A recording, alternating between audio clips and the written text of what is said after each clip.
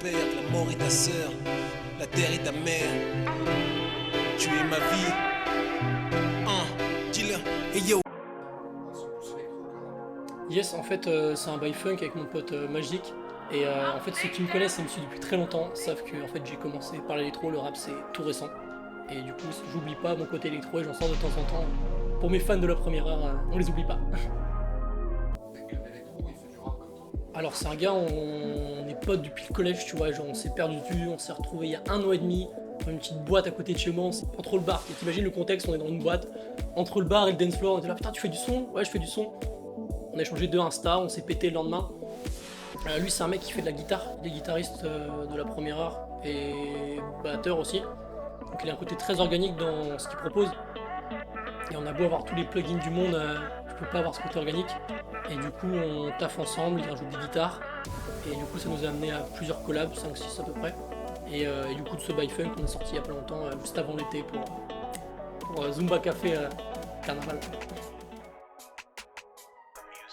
Negro mon gars c'est le sang, c'est le gars sûr. Negro ça fait 4-5 ans à peu près aussi.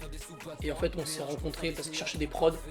Des collègues m'ont envoyé vers lui et on a taffé avec son ancien groupe. Après lui est parti sur un projet solo. On a bossé ensemble et ensuite on s'est dit viens on fait une tape ensemble, on a fait une tape ensemble. Et là on continue, on prépare le prochain projet.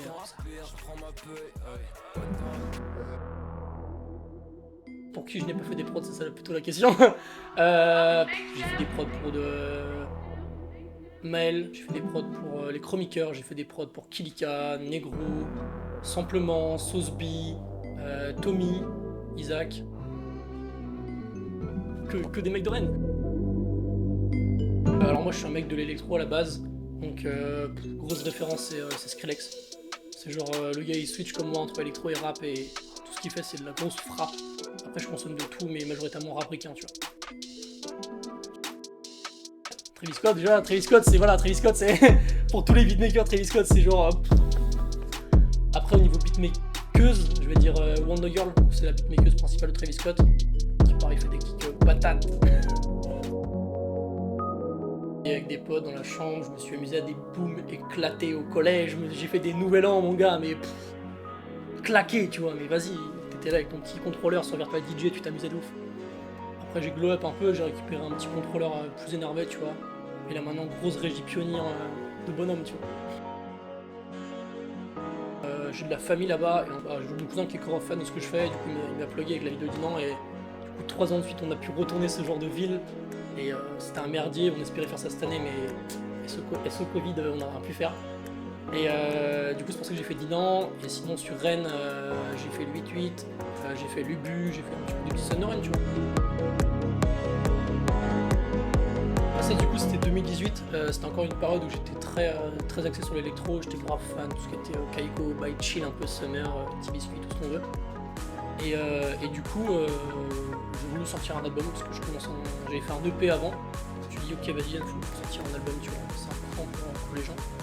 Et du coup, Facets, full autoprod, aucun feat à l'époque, j'avais pas de contact donc j'ai fait ça tout seul. En fait, c'est un pote du coup qui a commencé à se lancer dans le rap, on a un peu évolué ensemble, tu vois. Et du coup, je me suis dit vas-y faut qu'il sorte son premier projet tu vois. Donc déjà on voulait pas appeler ça un album parce que un album en premier c'est super compliqué, lui était hyper jeune et tout.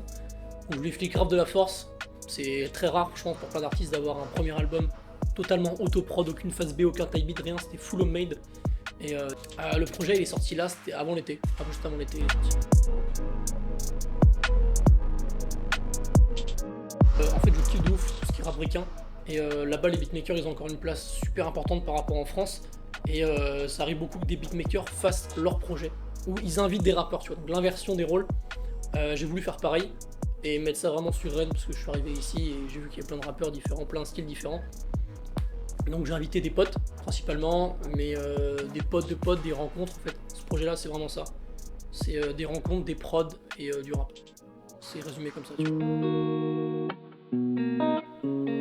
Plein de mecs, ça dépend, tu vois, en électro, je kiffe de ouf ce que font les mecs de l'ESCA. C'était deux gars, c'était Les Gordon et Douchka, un mec du Finistère de chez WAM. Ils ont un délire en live qui est incroyable, donc why not bosser des choses ensemble. Pour le beatmaker, il y a Skuna qui est très chaud, avec qui j'aimerais bien taffer. Parce qu'il a un délire barré et c'est incroyable. La diversité, putain. Il y a des mecs trop chauds. Il y a des mecs genre comme, je vais balancer des blasts, du coup il y a Andrew qui est dans un délire très R&B, très Hamza, très comme ça, qui est très cool. Il y a des mecs plus énervés en mode Reta et tout, qui font des trucs un peu plus limite punk, tu vois, un peu vénère. À côté de ça, il y a des filles qui font des trucs un peu plus de douceur, un peu plus miel, tu vois. Il y a des gros kickers à l'ancienne, type Chromiker. Il y a des mecs barrés à la DaBaby comme Randy. Enfin, t'as tout quoi. T'as tout les différentes palettes de hip-hop disponibles dans une même ville. C'est ça aussi qu'on voit dans mon projet, tu vois, c'est qu'il y a 10 ou 12 sons, il n'y en a aucun qui se ressemble. Alors que c'est des mecs de la même ville qui vivent des fois à 200 mètres l'un de l'autre, mais ils ont été élevés musicalement différemment et du coup, grosse diversité.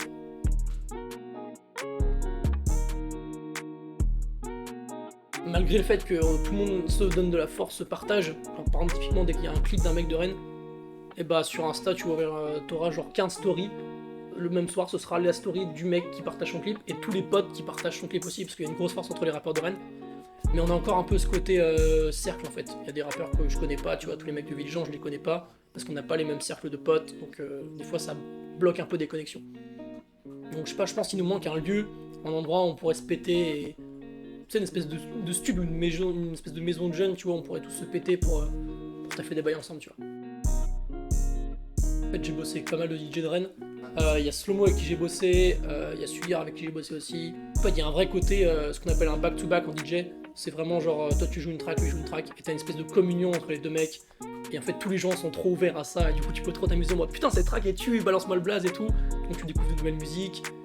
Tu tapes des barres à faire des transitions ensemble qui sont un peu genre rattrapées, tu vois, mais tu te marres en fait, c'est typiquement de l'amusement pur. De niveau point négatif, c'est que bah pareil, on a encore trop de cercles en fait, faut péter des barrières, tu vois, musicalement ou humainement, tu vois. 3B en direct de la cuisine, gros big up à mon gars Uday, gros big up à mon gars Kilika, gros big up à tous mes sauce boys, on est là.